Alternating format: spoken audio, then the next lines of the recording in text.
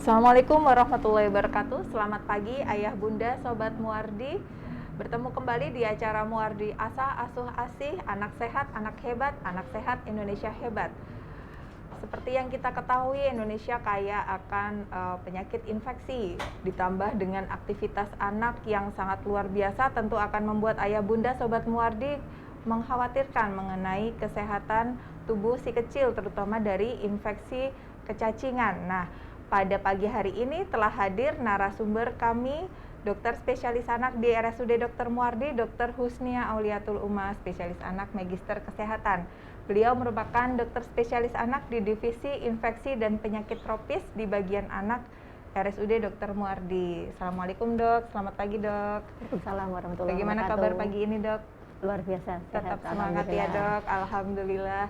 Nah, Ayah Bunda, pagi ini kita akan mengupas tuntas mengenai pengaruh infeksi kecacingan ini dok terhadap kesehatan terutama tumbuh kembang anak ya dok. Mungkin dokter Husnia bisa menjelaskan sedikit mengenai apa sih itu infeksi kecacingan. Mungkin Ayah Bunda Sobat Muardi ada yang masih bingung, belum mengerti apa saja yang termasuk infeksi kecacingan itu. Silakan dok. Iya. Infeksi kecacingan berarti dalam hari ini luas ya maksudnya ya. Iya. Kita spesifikkan aja ya dok yang terbanyak mungkin ya dok ya. Ya, kecacingan itu memang saat ini masih menjadi masalah ya, terutama di Indonesia.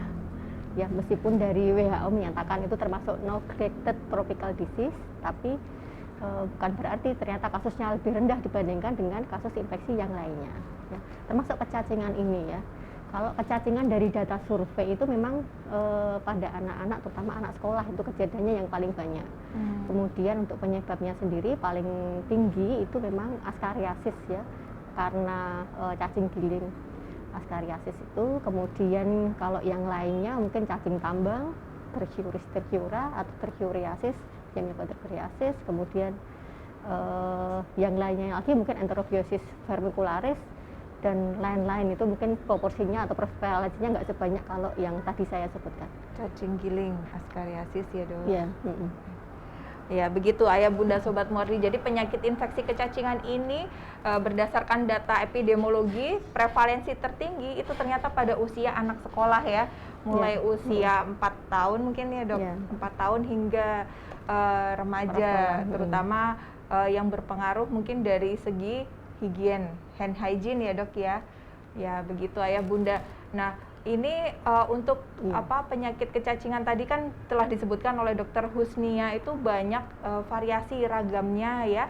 Nah ada yang cacing giling, ada cacing tambang, ada cacing kremi, cacing gelang. Nah itu untuk tiap-tiap jenis parasit itu tetap harus diperiksakan untuk pemeriksaan feses untuk memastikan, karena tiap-tiap cacing mungkin pilihan obatnya bisa sedikit berbeda ya dok ya, begitu. Nah Ayah Bunda Sobat Muardi mungkin yang tertarik ingin berdiskusi dengan kita dengan topik pengaruh kecacingan pada kesehatan anak bisa menuliskan di kolom chat pertanyaan di Instagram RSUD Dr. Muardi ataupun di Facebook RSUD Dr. Muardi. Maaf ini layarnya belum nyala.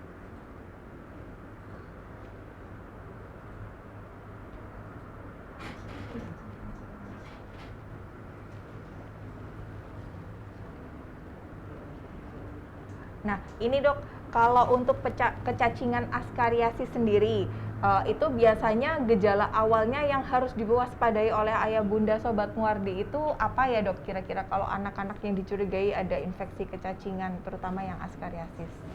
Ya, infeksi kecacingan sebenarnya menimbulkan gejala itu terutama kalau dia jumlah cacingnya sudah banyak, ya sudah banyak, sudah lama ya. Jadi kalau pas di awal-awal tuh seringnya tanpa gejala, asimptomatis ya. Tapi waktu dirawat di rumah sakit, dokter melakukan pemeriksaan feses atau pupnya itu diperiksa, didapatkan telur cacing seperti itu. Ya, kalau misalnya sudah berlanjut, jadi ya karena jumlah cacing yang sudah relatif banyak, kemudian gejalanya tergantung dari fasenya. Dalam artian begini, kalau askariasis itu dia kan ada telurnya ya, telur kemudian kan dia menetas ya, menetas jadi larva itu di dalam usus halus ya. Kemudian dari usus itu kemudian larvanya itu tadi ya itu jalan-jalan dulu ke peredaran darah, kemudian ke paru-paru, ke tenggorokan, kemudian ketelan lagi masuk ke saluran cerna dan berkembang menjadi cacing dewasa. Nah, kalau gejala yang muncul apa ya tergantung tadi itu, cacingnya jalan-jalannya sebenarnya kan ke paru-paru ya, pasien ada keluhan batuk-batuk, kemudian kalau tambah berat lagi mungkin dia sampai ada batuk darah, kemudian mungkin ada sesak napas bisa jadi, kemudian kalau di rongsen ya gambarannya mirip pneumonia, ya mirip pneumonia ya, tapi itu hanya sementara saja. Nah, kalau misalnya cacingnya tadi cacing dewasa, ya gejalanya anaknya mual muntah, gejala saluran pencernaan pada umumnya mungkin bisa diare, atau mungkin tidak BAB malahan ya, tidak BAB, kemudian anak perutnya terasa penuh itu, sehingga malas makan, ya malas makan, akhirnya ya risiko terjadi gangguan penyerapan makanan juga, berat badannya bisa jadi menurun ya. Gitu. Untuk cacing giling ini yang bisa muntah ataupun berak cacing itu ya dok ya? Ya, bisa. Untuk yang jenis cacing dewasanya? Cacing dewasa. Oh gitu. Jadi cacingnya ini bisa ya maksudnya terlihat kasat mata.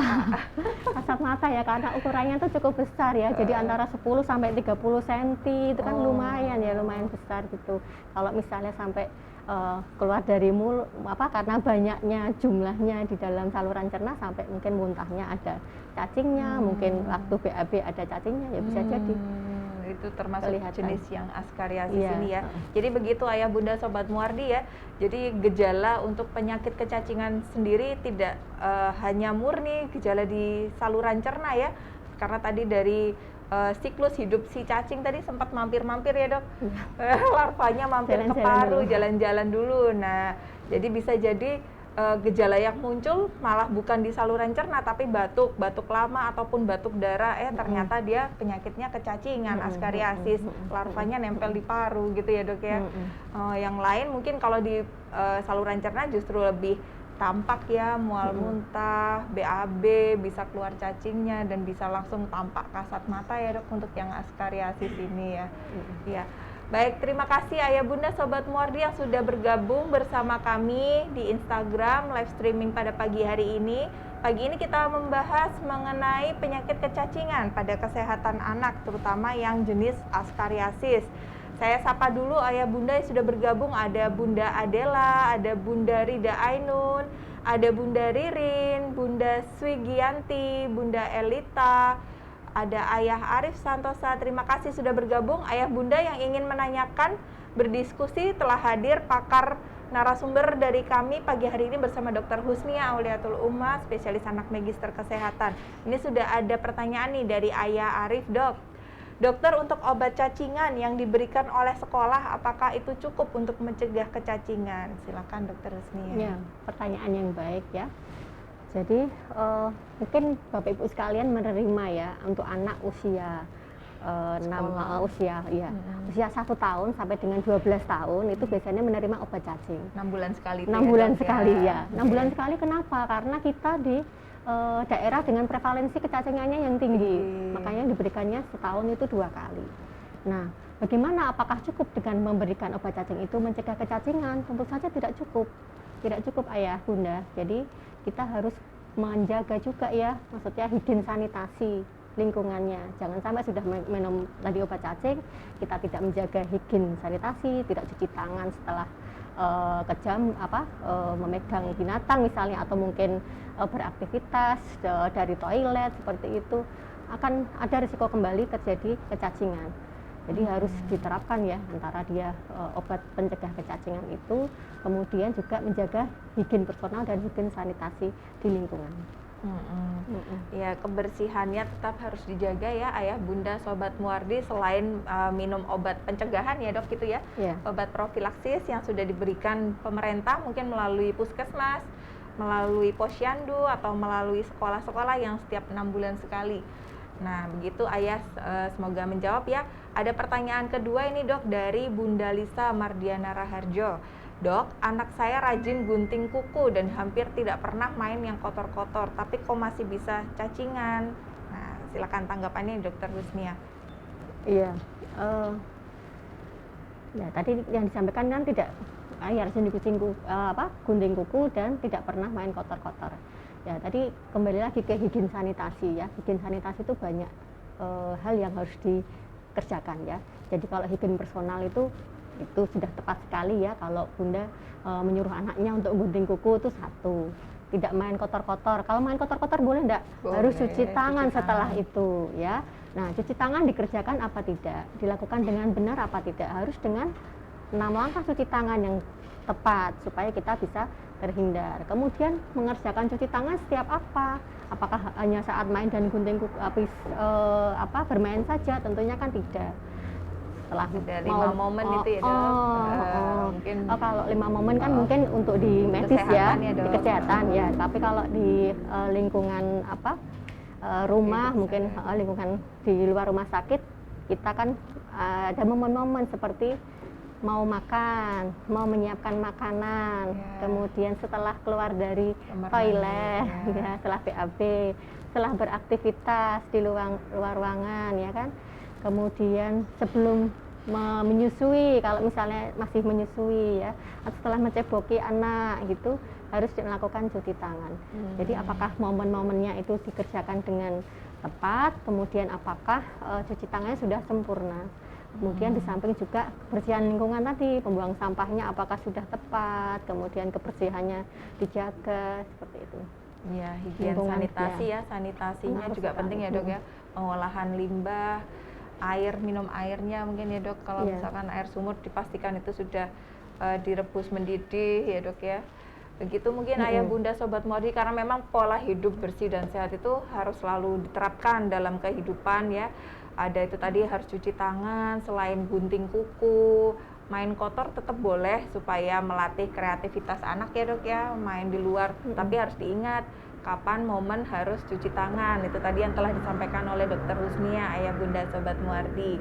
Berikutnya nih dok, ada pertanyaan dari ayah Hito Armando.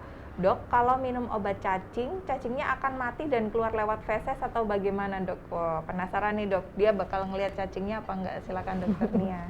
Ya, kalau obat cacing yang diberikan itu kan istilahnya tuh biar memudahkan semua terjangkau gitu. Kalau misalnya mau ngecek satu-satu kan harus cek fesesnya apa, jenis cacingnya ya. Kalau misalnya diberikan obat cacing, apakah nanti ya mati keluar lewat feses? Iya. Mungkin kasat mata apa tidak tergantung jenis cacingnya juga ya. Gitu. Kalau misalnya Ascariasis kan cacingnya relatif besar, tentunya kelihatan kalau misalnya setelah minum obat cacing memang benar anaknya mengalami Ascariasis, ya kemungkinan bisa tampak dari feses. Tergantung jenis cacingnya ya mungkin ayah bunda sobat Muardi. Kalau tadi cacing giling yang telah dijelaskan oleh dokter Nia sebelumnya, karena dia memang bentuknya panjang-panjang, lebih kasat mata, mungkin masih bisa tampak setelah diminumin obat cacingnya mati. Tapi kalau misalkan dia bukan dalam fase cacing dewasa atau jenisnya bukan cacing giling, mungkin aja memang tidak bisa tampak kasat mata, tapi baru tampak dari pemeriksaan laboratorium untuk pemeriksaan fesesnya ya. Mungkin begitu, semoga menjawab. Apakah masih ada pertanyaan? Terima kasih, saya sapa dulu ayah bunda yang sudah bergabung. Ada Bunda Diavia, Ayah Aribowo, Ayah Sakrianto, Bunda Umi Bita, dan Bunda Igagus Prianti, Bunda Arsita, Bunda Maya, Bunda Wijil. Terima kasih atas partisipasinya di Muardi Asa Asu Asi. Ini ada pertanyaan nih dok dari Bunda Arsita Mela. Dok, kalau kuku anak sering hitam-hitamnya itu apa benar berpotensi cacingan? Silakan tanggapannya dokter Nia. Iya, kita kan tidak tahu ya, maksudnya hitam-hitam itu isinya apa? Hitamnya itu apa? Kalau misalnya hitamnya itu kotoran yang memang tadinya anaknya main di pasir itu kan ya tetap ada risiko kecacingan. Mungkin bukan cacingnya yang di dalam situ, tapi telurnya. Ya, telurnya itulah yang memang jadi sumber penularan utama untuk kecacingan. Gitu ya, jadi tetap berisiko ya. Ya.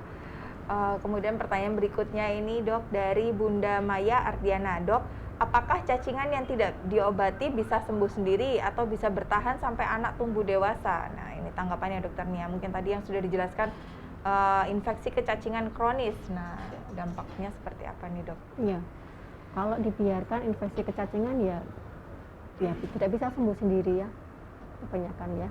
Ya tetap sih semuanya itu infeksi itu bisa sembuh apa tidak itu tergantung dari daya tahan tubuh. Dari daya tahan tubuh, kemudian resiko 3 hal kan ya. Intinya host agent and environment. Ya, terutama kalau misalnya dilihat di sini kan ketahanan tubuhnya bagaimana. Tapi kalau misalnya tidak diobati, tadi yang saya sampaikan semakin banyak, mungkin di awal-awal nggak ada gejalanya, tapi semakin banyak jumlah cacingnya, berarti kan dia berisiko bergejala. Berarti semakin banyak jumlah cacingnya, berarti tubuh kan tidak bisa menetralisir, tidak bisa menetralisir dari infeksi tersebut. Ya, jadi tetap ada risiko terjadinya sampai dengan dewasa ada kecacingan sampai akhirnya mungkin pertumbuhannya tidak sesuai yang diharapkan. Benar sekali. Karena cacing askariasis atau cacing giling tadi yang disebutkan Dokter Nia, itu memang cacingnya bisa besar-besar, panjang-panjang di usus ya dok ya. Bisa keluar lewat saluran cerna atas, lewat muntah, atau lewat saluran cerna bawah, lewat BAB. Kalau sudah dalam bentuk cacing dewasa tetap harus diobatin untuk menyembuhkannya mungkin ya dok ya. Kalau tidak diobatin jangka waktu kronis ya lama-lama bisa terjadi gangguan penyerapan saluran cerna karena seluruh mukosa dari saluran cerna tertutup oleh cacing ya. Semoga menjawab ya Ayah Bunda Sobat Muardi. Lalu pertanyaan berikutnya nih dok dari Bunda Diavia. Dok, kalau cacing kremi itu apa bisa dihilangkan dari tubuh? Silakan Dokter Nia. Ya, bisa dihilangkan dengan diobati. Ya, baiknya diobati ya kalau ada cacing kremi. Beda kalau cacing kremi itu maksudnya kan enterobiasis vermicularis. Ya. Gejalanya itu kan seringnya anak malah nggak bisa tidur ya, tidak bisa tidur karena gatal di daerah kemaluannya itu. Nah, kita kan nggak mungkin membiarkan kan ya anak kok nggak bisa tidur. Padahal kalau tidur itu kan penting juga untuk pertumbuhan anak, nantinya pengaruh kecerdasan ya. Jadi memang sebaiknya kan diobati. Gitu ya Bunda Diavia. Jadi kalau cacing kremi prinsipnya kalau infeksi kecacingan ya tetap harus diobatin, diberikan obat untuk anti parasit ya, menghilangkan atau membunuh dari jenis cacingnya itu. Apalagi cacing kremi biasanya gejalanya sedikit berbeda, itu tadi sudah dijelaskan oleh Dokter Husnia. Cacing kremi biasanya menimbulkan gejala gatal pada malam hari di sekitar dubur. Jadi mungkin akan mengganggu kualitas tidur dari si kecil yang bisa berdampak dalam jangka waktu panjang. Nah ini pertanyaan berikutnya dari Bunda Desi Widanti nih dok. Maaf baru bergabung dok. Halo Bunda, kalau anak sudah sembuh dari cacingan, apa bisa kambuh lagi nih dok? Bisa, masih bisa. Bisa, mungkin bukan kambuh ya, tapi reinfeksi. Infeksi berulang. Iya, jadi semua penyakit infeksi prinsipnya sama ya dok ya. Bunda Desi, semua penyakit infeksi kalaupun kita obatin sampai sembuh, apakah bisa kambuh? Ya istilahnya bukan kambuh, tapi terjadi infeksi berulang atau tadi istilahnya reinfeksi seperti itu. Dan kalau terjadi infeksi berulang bagaimana? Ya diobatin kembali supaya bisa sembuh ya dok ya. Baik, terima kasih Bunda. Berikutnya dari Bunda Maheswari nih.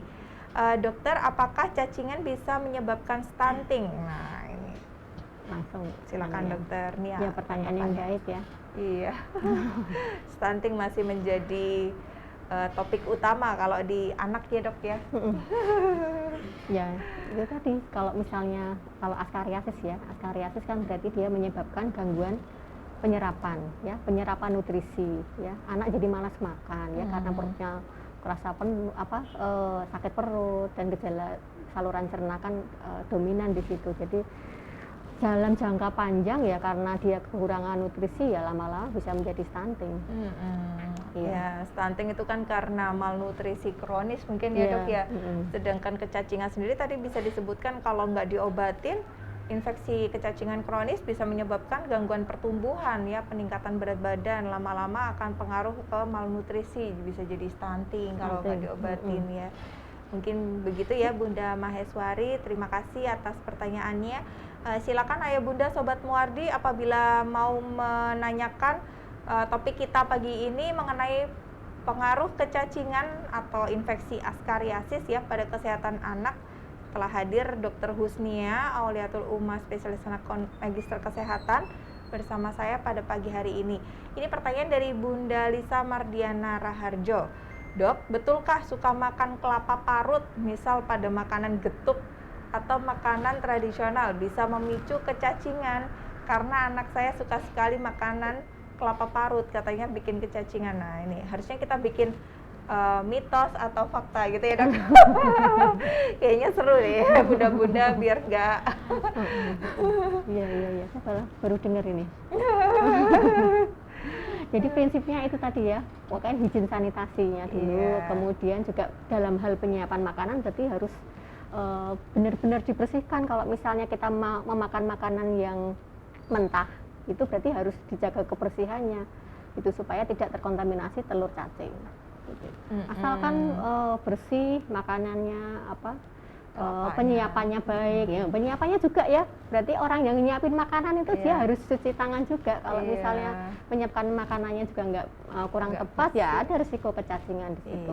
Tapi kalau misalnya kita bisa pastikan, oh dia kalau masaknya nih bersih bener nih dapurnya nih, ya, kemudian melakukan cuci tangan sesuai dengan apa yang disarankan prosedurnya, kemudian itu pembersihan penyiapan makanannya dibersihkan dengan air yang bersih gitu, makanannya sendiri kan ya, itu ya mengurangi risiko kecacingan. Alat-alat masaknya yang dipakai juga harus betul, bersih ya dok ya.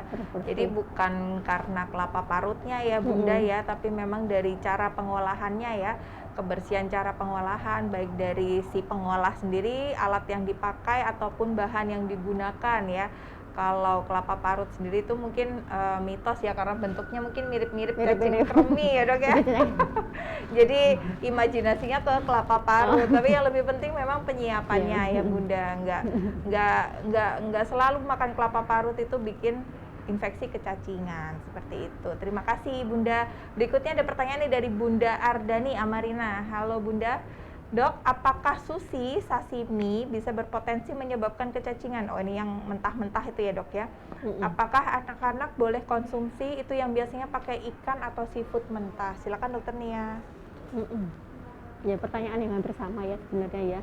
Kalau misalnya kita memakan makanan yang dia tidak dimasak, itu berarti kita harus menjamin kebersihannya.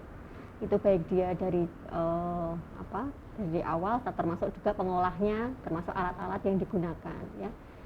Kemudian dipastikan juga ya tentunya, saya tidak tahu ya kalau misalnya di ikan itu ada cacing, tapi tidak kan tergantung kalau ininya ya, maksudnya memang benar yang dipilih itu adalah bahan makanan yang dia baik, bukan bahan makanan yang dia dalam kondisi sakit. Ya. Ada mungkin cacing dia yang hidup di binatang mungkin juga ada yang di ikan, yang di ikan, cuma kan sampai menyebabkan infeksi ke manusia sih saya belum baca ya, belum baca itu ya. Cuma ya tetap aja kalau misalnya memilih makanan yang dia setengah matang atau tadi ini dalam hal kan makanan hewani kan ya, hewani berarti ya pastikan dulu itu dagingnya memang daging yang sehat gitu. Jadi harus dipastikan bahannya ya bunda, ikan atau seafood itu memang asal bahannya itu dari laut yang bersih mungkin ya, bukan laut yang tercemar yang pertama. Kemudian penyiapan bahannya setelah diambil dari sumbernya, dia penyimpanannya sudah benar suhunya sehingga tidak berpotensi rusak ya dok, protein hewaninya, sehingga tidak menimbulkan penyakit nanti saat dikonsumsi oleh si kecil ataupun kita juga yang dewasa. Mungkin begitu Bunda Ardani. Berikutnya ada pertanyaan juga nih dok dari Bunda Karisma Sukma.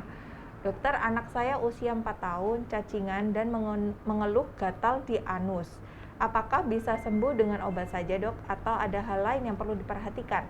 Lalu komplikasi akibat cacingan itu gara-gara apa dok? Nah ini tergantung nih cacingannya yang mana ini dok ya. Kalau yang dia sebutkan gejalanya mungkin spesifik untuk cacing kremi ya, ya. Kalau mengeluh gatal di anus kemungkinan cacing kremi.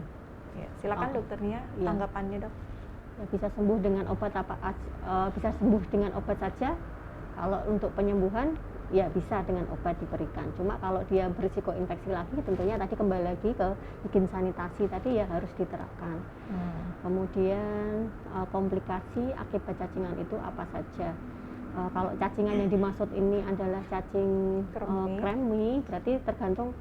Kalau itu ya prinsipnya kan gangguan penyerapan dalam jangka waktu lama ya. Anak menjadi malas makan juga karena perutnya terasa nyeri gitu. Kemudian juga kalau cacing kremi mungkin dia bisa ini ya, kalau yang cewek itu, perempuan itu dia mungkin bisa berpindah ya, dari anus itu bisa masuk ke saluran kelamin untuk yang perempuan itu. Jadi bisa terjadi peradangan di situ. Vagina ya dok. Di vagina, kemudian di saluran kencing, tuba, sampai ke situ juga. Mungkin begitu ya Bunda Karisma. Semoga menjawab. Kemudian pertanyaan yang kedua nih, Bunda Karisma juga bertanya kembali nih dok.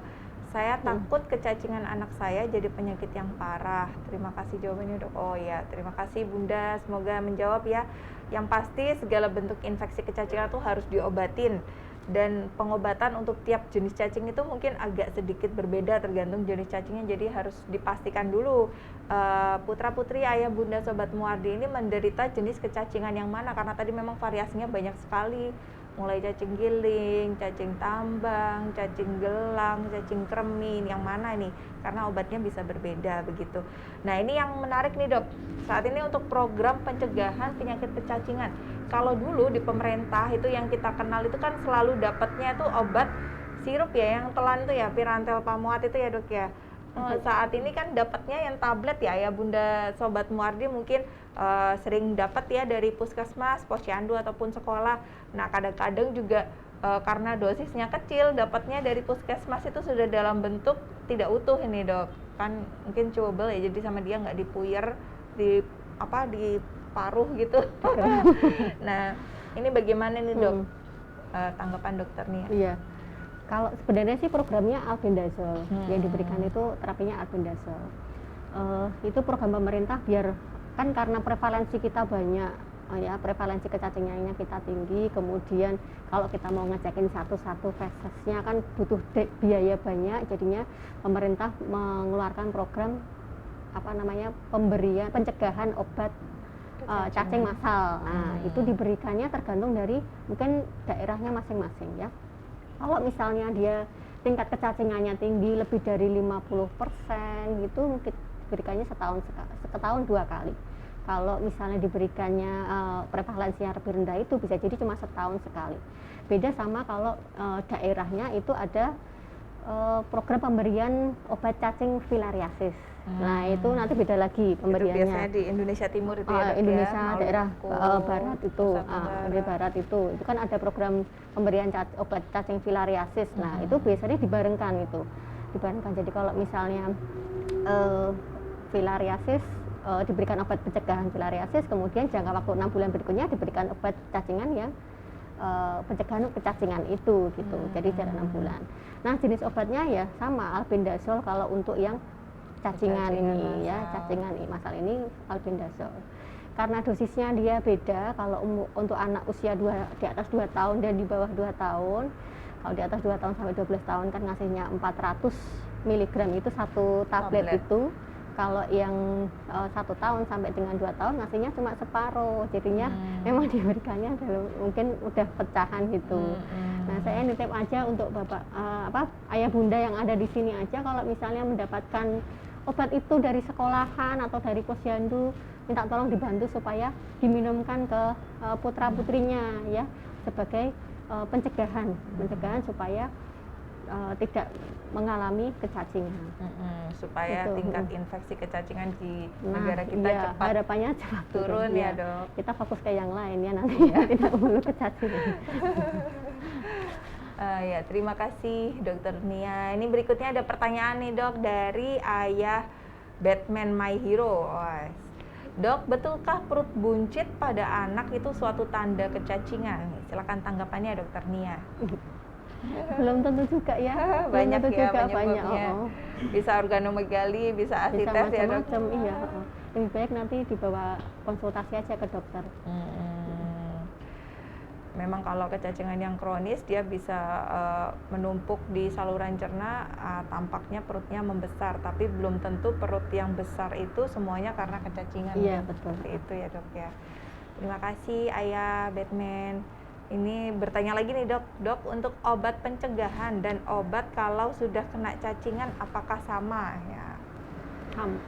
Ya terima kasih atas pertanyaannya. Jadi kalau obat pencegahan dan obat kena cacing sama ya dok. Ya.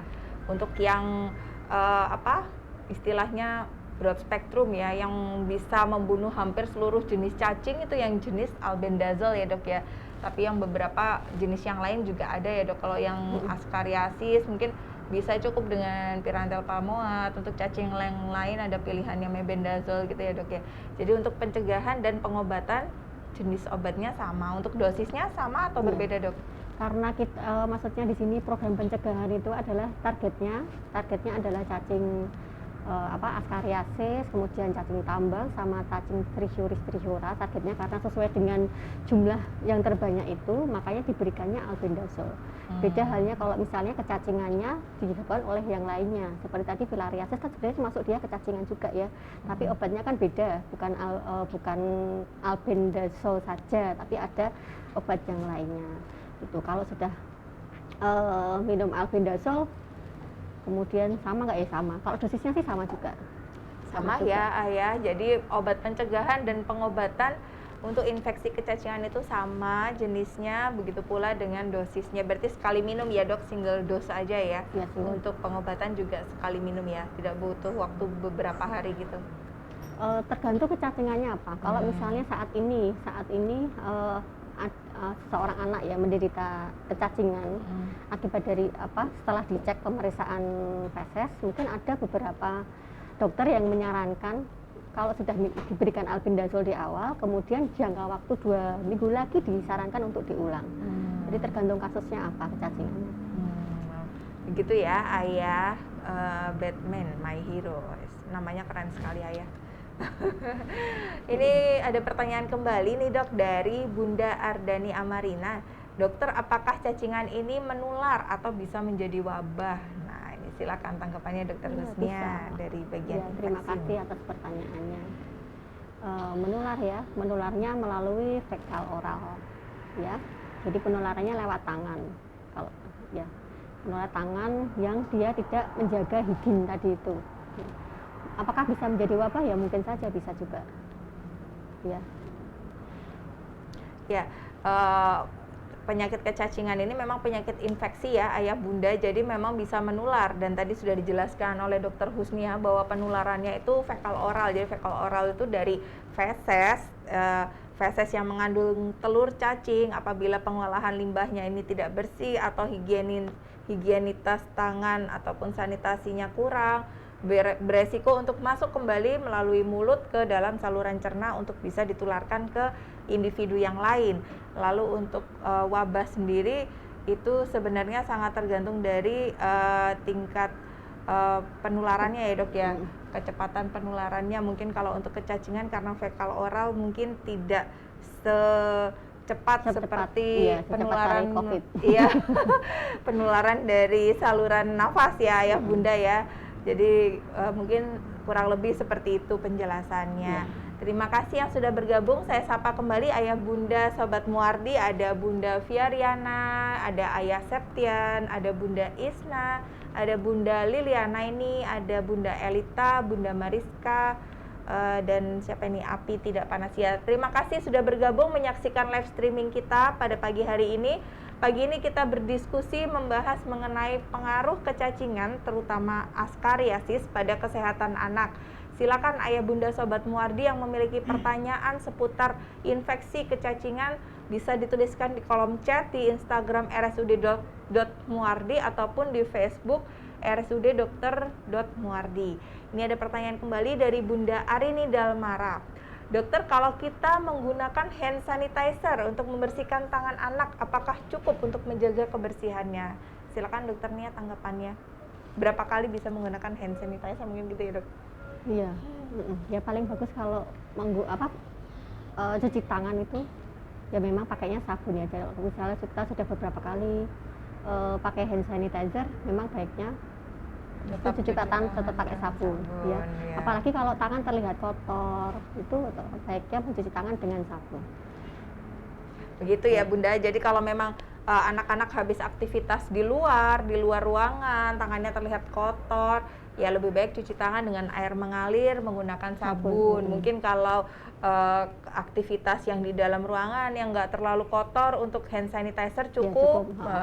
Tapi itu pun ada keterbatasan ya, penggunaan hand sanitizer mungkin beberapa kali, setelah itu tetap harus cuci tangan ya, untuk memastikan bahwa tangan tetap terjaga kebersihan higienitasnya ya, untuk mencegah segala jenis penyakit infeksi. Terima kasih. Dari Bunda Arini ada pertanyaan lagi dok, atau harus selalu cuci tangan kalau habis bermain, ya itu tadi ya dok ya? Iya, sebaiknya cuci tangan ya, jadi jangan kan habis bermain, habis bangun tidur aja sebaiknya cuci tangan. Oh gitu Bunda, kan, jadi kan kita nggak tahu ya tangannya waktu tidur kemana. Jadi tiba-tiba menggaruk-garuk, menggaruk-garuk di pantat gitu ya. Kan kita nggak tahu. Ternyata dia udah ada infeksi cacing kremi gitu ya dok. Nanti masuk lagi. Iya. Mungkin seperti itu ya Bunda Arini Dalmara. Jadi ya sebaiknya sering-sering cuci tangan memang ya. Adanya wabah pandemi COVID ini menyadarkan kita semua betapa pentingnya kebersihan, cuci tangan, hand hygiene. Langkah yang mudah, murah, tapi harus selalu dikerjakan untuk menjaga kesehatan kita. Mungkin seperti itu. Terima kasih Ayah Bunda yang sudah bergabung bersama kita. Ada Desi Shop, ada Star Stick Wonogiri, waduh, ada Ayah Sugeng Ariwibowo, ada Ayah Palaka, ada Bunda Fadila Harisalo, Dokter Fadila, senior kita. Selamat bergabung dok. Silakan Ayah Bunda yang ingin berdiskusi, menanyakan pertanyaan seputar penyakit kecacingan terutama askariasis pada kesehatan anak, bisa menuliskan di kolom chat. Nanti akan kita bahas tuntas bersama Dr. Husnia Auliatul Uma, spesialis anak magister kesehatan. Beliau merupakan dokter spesialis anak dari divisi infeksi dan penyakit tropik. Nah ini ada pertanyaan nih dok dari Bunda Santi Aldama. Dokter, kalau bayi usia di bawah 1 tahun, apa bisa kecacingan juga? Lalu ciri-cirinya bagaimana dok? Apalagi jika anaknya belum bisa mengeluh. Silakan tanggapannya dokter Nia. Iya, bisa saja ya di bawah 1 tahun terkena cacingan juga. Terutama kalau itu tadi higien sanitasinya kurang diperhatikan, ya, kurang baik. Mungkin ibunya dalam menyiapkan makanannya, ya, waktu menyusui. Kemudian waktu makanan yang disiapkan itu kan harus dicuci bersih juga, itu kan juga tetap berisiko. Penyimpanan mungkin ya dok, kalau udah mulai MPASI itu kadang kan ibu-ibu sukanya menyiapkan untuk beberapa kali makan lalu disimpan, nanti tinggal dihangatkan gitu ya. Penyimpanan, penyiapan untuk sebelum makan ya dok ya. Lalu kalau ciri-cirinya mungkin tadi sesuai gejala masing-masing infeksi kecacingan ya dok. Tadi ada beberapa jenis kecacingan dengan gejala yang berbeda-beda, tadi sudah disebutkan oleh dokter Nia. Mungkin ada tambahan dok, ciri-ciri yang lain yang spesifik? Iya, terutama gejala saluran cerna ya, mual muntah, perutnya tidak mau makan gitu. Kalau misalnya kalau cacing kayak askariasis misalnya, kalau migrasi larva tadi ya, yang larvanya kemana-mana itu ya gejalanya terutama batuk, kok nggak sembuh-sembuh gitu. Kadang dokter mungkin diperiksakan, dokter menyarankan cek feses atau cek pupnya dulu gitu. Loh kenapa kok dicek pup? Ya kita tujuannya untuk screening, itu termasuk itu juga ya, untuk lihat. Karena rata-rata itu tadi asimptomatis kalau misalnya dia masih di awal-awal, dan asimptomatis tidak ada gejala ya. Gitu ya Bunda ya. Jadi yang harus diwaspadai justru yang gejala di luar saluran cerna ya dok ya. Kalau infeksi kecacingan sendiri kan memang kalau gejala saluran cerna lebih tampak, lebih awal ya dok. Kalau gejalanya batuk agak susah nih ya. Kadang kita juga mencarinya mungkin lebih ke infeksi saluran nafas yang lain. Ternyata ada yang terlupakan nih, cek fesesnya, jangan-jangan ini suatu infeksi kecacingan. Seperti itu Ayah Bunda, semoga menjawab ya. Dari Facebook mungkin adakah yang bertanya, atau dari Instagram PPDS? Anda ada juga ya. Baik, ini ada pertanyaan dari Bunda Santi Aldama kembali nih dok. Maaf tanya lagi dok. Oh nggak apa-apa Bun, santai aja. Penyimpanan MPASI juga beresiko menimbulkan cacingan ya dok. Itu penyimpanan yang seperti apa, dan sebaiknya bagaimana cara menyimpan MPASI supaya anak terhindar dari cacingan ya? Ini sambungan tadi nih ya. Iya, gara-gara ngomong MPASI jadi keinget punya anak MPASI mungkin dok. Silakan dokter Itu Nia. iya, kalau ini terutama kalau penyiapannya di awal ya. Penyiapannya di awalnya tidak memperhatikan higien sanitasi itu tadi ya. Mungkin kalau anak-anak kan sebaiknya kalau masih empasi gini kan diberikan makanan dia yang benar-benar matang ya. Kemudian kebersihan tempat dari penyimpanannya ya, kebersihan dari tempat penyimpanannya. Kemudian dalam hal penyiapannya berarti pengasuh atau mungkin ibu atau bunda harus menyiapkan itu tadi cuci tangannya jangan lupa ya. Gitu. Mungkin seperti itu ya Bunda ya. Jadi dari penyiapan makanannya, pengolahannya, kemudian apabila memang hendak disimpan untuk diberikan di jam waktu makan berikutnya, maka alatnya yang digunakan, kemudian penyimpanannya itu harus di suhu ruangan atau di suhu kulkas gitu dok. Kalau penyimpanan, kalau di luar makanan kan paling nggak kan 2 jam ya, maksimal 2 jam ya. Kalau di dalam kan kulkas mungkin lebih lama ya, lebih tapi tahan. selanjutnya bisa dihangatkan Iya. kembali gitu ya dok. Tapi kalau dihangatkan tetap ada risiko juga ya, kerusakan dari nutrisinya ya. Iya. Gitu ya Bunda ya. Jadi memang penyimpanannya kalau di suhu ruangan makanan terbuka ini cuma bisa bertahan 2 jam. Kalau sudah lewat 2 jam ditaruh di meja makan, belum dimakan, sebaiknya diganti yang baru ya. Karena kita tidak tahu ada bahan-bahan mungkin telur atau larva yang menempel gitu yang tidak kasat mata yang beresiko untuk menularkan penyakit infeksi pada si kecil. Mungkin seperti itu ya Bunda Santi, semoga menjawab. Adakah pertanyaan yang lain seputar penyakit infeksi kecacingan ini? Askariasis ini ada dari Ayah Surya Raihan Putra. Dokter, apakah cacingan bisa berakibat fatal sampai menimbulkan kematian nih dok? Silakan dokter Nia. Iya bisa. Berakibat fatal menimbulkan kematian. Terutama itu ya. Kalau misalnya kalau askariasis ini ya, askariasis itu kan dia kalau dalam jumlah banyak itu kan menimbulkan dia gangguan saluran cerna, jadi penyumbatan di saluran cerna. Nah penyumbatan lebih lanjut di sini bisa menyebabkan apa ya mas, istilahnya ususnya numpuk gitu satu. Kemudian ileus istilahnya jadi ada gangguan perutnya jadi bengkak, kemudian resiko juga pecah sampean ya kalau ileus tidak segera dioperasi. Nah itu kan yang nantinya resiko kematiannya di situ. Kemudian kalau misalnya cacing yang lainnya mungkin bisa terjadi anemia, kalau kronis lebih lanjut kan akhirnya kekurangan oksigen jangka panjang ya, anemia kan darah merah. Jadi ya memang kecacingan ini luas ya Ayah ya. Jadi kita bicaranya cacing yang mana dulu nih? Kalau yang kita bahas yang paling sering nih angka kejadiannya di anak usia sekolah memang yang askariasis. Kalau yang askariasis tadi sudah disebutkan dokter Nia, apakah bisa sampai menimbulkan kematian? Ya bisa-bisa aja kalau misalkan askariasisnya itu cacing dewasanya sudah sangat banyak, menumpuk sampai menimbulkan obstruksi atau sumbatan di saluran cerna, sehingga bisa menimbulkan peradangan ya di usus halus, istilahnya ileus obstruksi. Bila dibiarkan terus-menerus bisa resiko terjadi perforasi atau dia berlubang ya karena peradangan yang parah itu tadi. Mungkin begitu ya.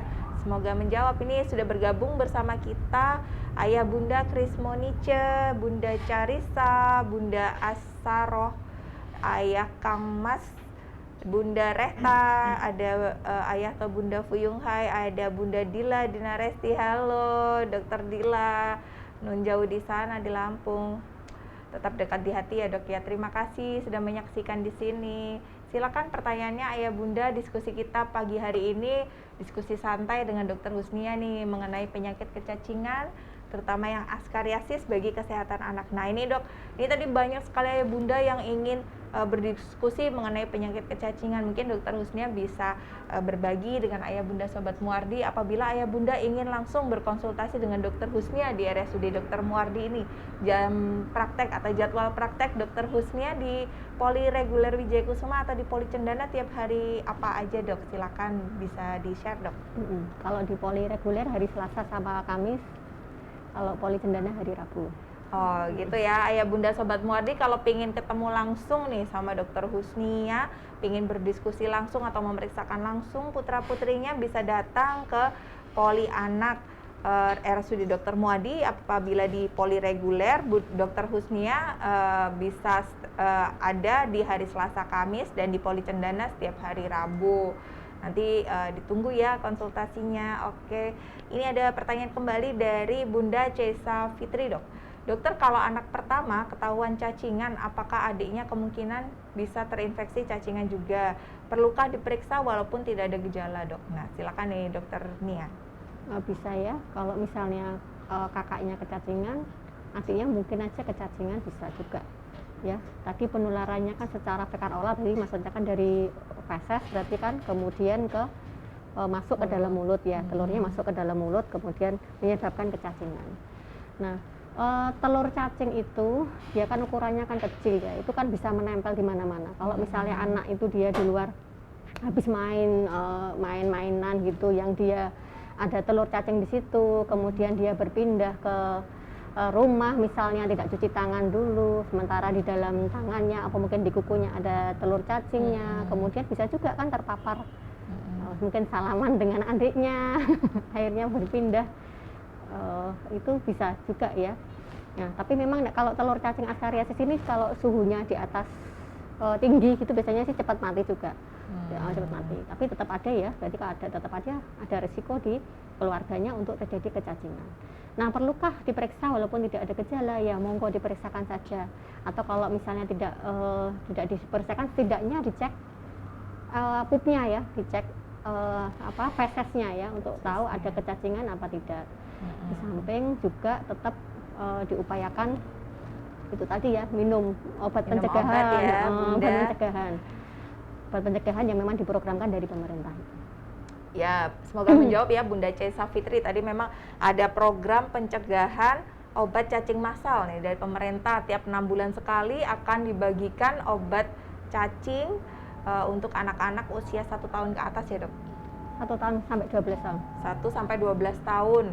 Nah, untuk yang 1 sampai 2 tahun dosisnya setengah tablet, 2 sampai 12 tahun dosisnya 1 tablet untuk obat albendazol ya, sekali minum 6 bulan sekali.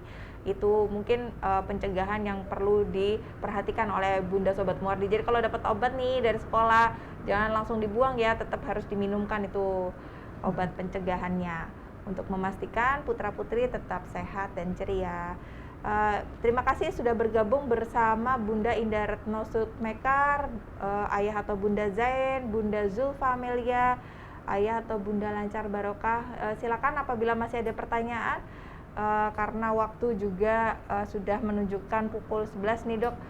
Mungkin Dokter Husnia bisa memberikan sedikit simpulan ataupun pesan kepada ayah bunda sobat Muardi mengenai topik kita hari ini, penyakit kecacingan bagi kesehatan anak. Silakan Dokter Nia. Terima kasih. Jadi infeksi kecacingan itu masih menjadi masalah di Indonesia ya, karena angka kejadiannya masih tinggi. Pencegahan kecacingan ya, terutama untuk bapak bunda sekalian, yang pertama adalah kita perhatikan dulu bagaimana higiene personal ya.